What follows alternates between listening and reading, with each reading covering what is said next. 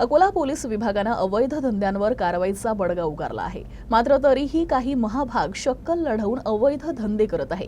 असाच एक प्रकार पोलिसांनी उघडकीस आणलाय। चॉकलेटच्या रॅपरमधून अंमली पदार्थांची विक्री करण्याचा प्रकार समोर आला आहे।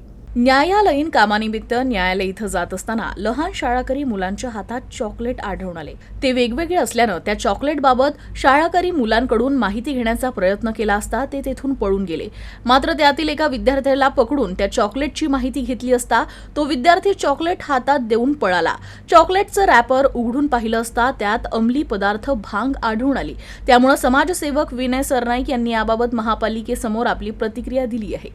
मी माझ्या खाजगी कामानिमित्त न्यायालय इथे जात असताना संतोषी माता चौकाच्या इकडून न्यायालय परिसराच्या इकडे वळताना रेल्वे स्टेशन चौकाच्या इकडे जाताना मला 4 शाळकरी मुलं एका चहाच्या दुकानावर भेटले।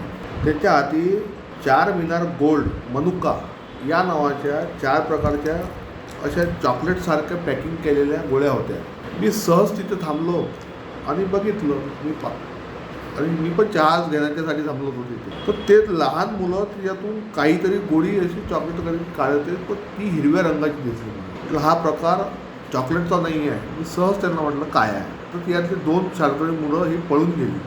ती चांगल्या शाळेतली होती। यातल्या एका मुलाला मी जबरदस्ती थांबवलं, म्हटलं तुझ्या हातातलं काय आहे ते मला चॉकलेट टाकून। भांग हा प्रकार नशेचा आहे। आपल्या सगळ्यांना मी माझ्यातर्फे विनंती करतो की पोलिसांनी याच्यावर लक्ष घालून या भांग विक्रेत्यांवर कठोर कारवाई करण्यात यावी।